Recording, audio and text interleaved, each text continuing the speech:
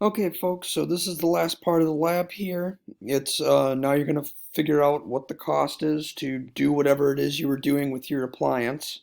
Um, so in part A of this um, part of the assignment, you're going to figure out how many watt hours your appliance uses. So you're going to multiply your number of watts.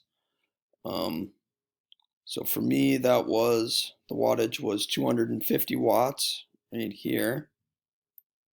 And you're going to multiply that by your number of hours. And so I calculated that in the last step to be 0.0056 hours.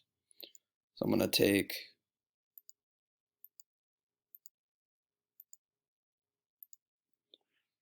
250 watts.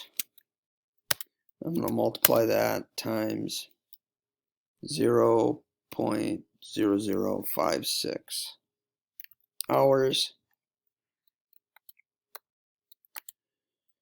And then that should give me the watt hours. So that's how much energy the blender uses when it's run for 20 seconds. So let's calculate that.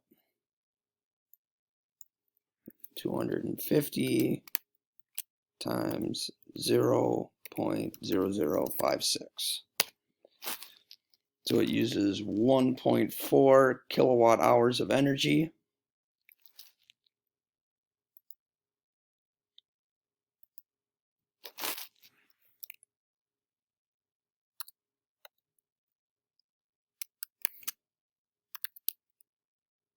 Excuse me, 1.4 watt hours of energy. We haven't converted it to kilowatt hours yet. In order to convert it to kilowatt hours, we need to divide by 1,000. So that's going to be our next step. We're going to take 1.4, do that in red. 1.4, we're going to, I'm going to make it bold too so it's easier for you to see. So 1.4, we're going to divide that by 1,000. And again, these numbers, they'll be different for you. You just have to use the numbers for your appliance and for how long you ran it for. Now, I'm going to tell you something right now. When we get to the end of mine, it's going to be a very, very small number because the blender doesn't use that much power and we only ran it for 20 seconds. So if you want to get a more sensible answer in the end here, my suggestion is, use a appliance that uses more power than this and use an appliance that you run for longer than 20 seconds. Just a suggestion though.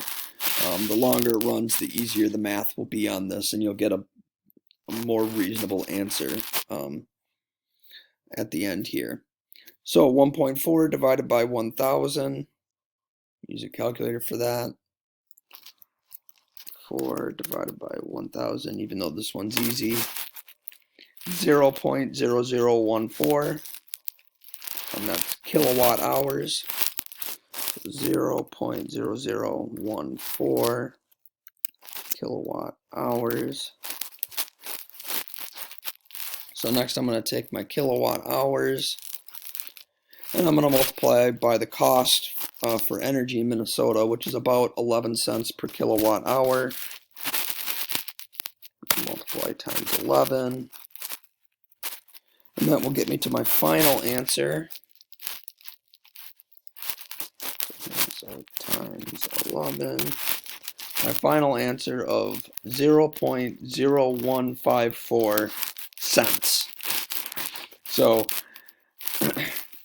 again, like I mentioned, because this is such a low power appliance and because we're running it for such a short amount of time, it's not really a large amount of money. It's 0.0145